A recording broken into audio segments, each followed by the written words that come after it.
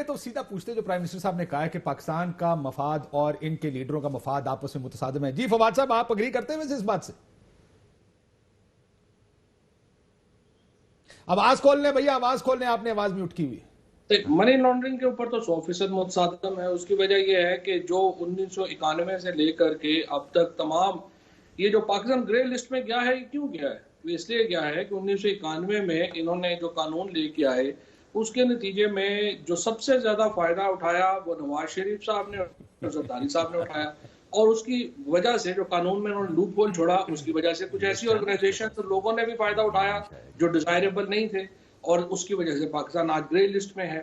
आज भी अगर आपने देखा हो तो जो तमाम एम्फेसिस था अपोजिशन का वो सिर्फ इस बात के ऊपर था कि मनी लॉन्ड्रिंग के कानून को काबिले दस्तंदाजी पुलिस नहीं डिक्लेयर करना चाहिए और नैब को हटा देना चाहिए उसमें से। यानी बेसिकली ये समझ कह रहे हैं कि मनी लॉन्ड्रिंग को आप सिविल ऑफेंस समझें।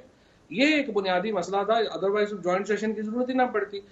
जिस तरह से अभी डॉक्टर साहब ने जिस तरह एक लंबी तमहीद बांधी कि ये इसकी इजाजत थी इसकी करने की, एग्जैक्ट अमेरिका के लॉ में भी यही है, यूके के लॉ में भी यही है। जहां आप सस्पेक्ट हो और आप टेररिस्ट सस्पेक्ट हैं तो आप कोर्ट के पास जाते हैं और कहते हैं कि जी ये टेररिस्ट सस्पेक्ट है, हम इसकी एक्टिविटीज जो है उसको मॉनिटर करना चाहते हैं। कोर्ट आर्गुमेंट सुन के आपको इजाजत देती है। एग्जैक्ट वही प्रोविजन जो है वो रिप्रोड्यूस हुई, और उसके ऊपर फ्रैंकली अपोजिशन का सीरियस तो बात ही नहीं दी है। डॉक्टर साहब ने जितने 5 मिनट लगाए हैं, अपोजिशन ने तो उसके ऊपर 1 मिनट भी नहीं लगाया। ये प्रॉब्लम ही नहीं था, प्रॉब्लम 2 थे कि काबिले दस्तंदाजी पुलिस ना करे और नैब को हटा ले, यानी सिविल ऑफेंस डिक्लेयर कर दें। और मेरा ये ख्याल है कि ये रवैया जो आज रखा गया या जिस तरीके से फैटफ को ब्लैटेंटली अपोज किया गया, और इसके नतीजे में पाकिस्तान का जो इंटरनेशनल एक स्टेचर है उसको भी खतरा लाहक हुआ। तो मेरा ख्याल है नामुनासिब था, लेकिन बहरहाल चलें, all is well that ends well. So money laundering में इनका आप फिर वही प्राइम मिनिस्टर साहब वाली बात करें, क्या हमारे पास मौजूद है प्राइम मिनिस्टर साहब की? मैं सुना भी दूं कि पीएम साहब ने कहा क्या? ज़हीर साहब नहीं, प्राइम मिनिस्टर साहब ने बात ये कही है, पीएम साहब ने कहा है देखें अगर आप मुस्बत तौर के ऊपर पाकिस्तान के लिए सजेशन लाते हैं, हम बिल्कुल अपोजिशन की बात सुनने को भी तैयार हैं, उनके साथ चलने को भी तैयार है। लेकिन अगर आप 24 घंटे सिर्फ ये कहें कि हमारे करप्शन केसेस के ऊपर रिलैक्सेशन दे दें, उसके ऊपर मैं कंप्रोमाइज नहीं करूंगा, ये एग्जैक्ट उनके वर्ड्स थे। I think this is the crux of. आपने जो कानून एक वो पढ़ा इन्वेस्टिगेशंस वाला, उसके अंदर मैं आपको बताऊं कि हम सिर्फ 2 चीजें प्रपोज कर रहे थे। पहली चीज हम ये प्रपोज कर रहे थे कि जो with the permission of court यहां पर लिखा हुआ है कि उसमें कोर्ट रीजंस रिकॉर्ड करेगी, नंबर 1। नंबर 2 हम ये कह रहे थे कि जो आपने लिखा हुआ है कि इन्वेस्टिगेटिंग ऑफिसर लिखा हुआ है, वहां पर एसपी लेवल का ऑफिसर होना चाहिए। ये नहीं होना चाहिए कि कोई एएसआई उठ के, इंस्पेक्टर उठ के जाके किसी को भी कर सके। अब इन 2 अमेंडमेंट्स में आपके ख्याल में ये, और दोनों डिफीट किए हैं, और इन दोनों में ये क्या इसके अंदर ट्रांसपेरेंसी, इसके अंदर लोगों की जो एक उनकी हिफाजत थी, इसके अंदर कौन सी ऐसी काबिल एतराज चीज है कि एसपी लेवल का बंदा इन्वेस्टिगेट करे? नंबर 1।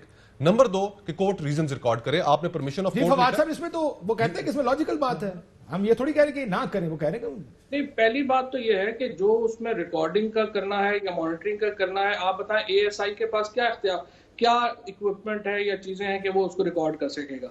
ये तो जो रिकॉर्डिंग्स होती हैं या जो मॉनिटरिंग, जिस किस्म की मॉनिटरिंग की ये बात कर रहे हैं, वो तो हाई लेवल के ऊपर एजेंसीज कर सकती हैं, और हमारे मुल्क में या इंटेलिजेंस ब्यूरो कर सकते हैं। मुल्क बना रहे हैं इसे। नहीं, वो यही करेगा। देखें, अगर एक आम आदमी को भी, मैं फ्रांस का कानून पढ़ रहा था, फ्रांस में इसको पुलिस इन्वेस्टिगेट करती है। हाँ, और अगर पुलिस ना इन्वेस्टिगेट कर सके तो जज देन टेक्स इट। पुलिस ही करे इन्वेस्टिगेट। हम यही कह रहे हैं कि भले पुलिस करे इन्वेस्टिगेट, लेकिन एक एसपी रैंक आदमी करे।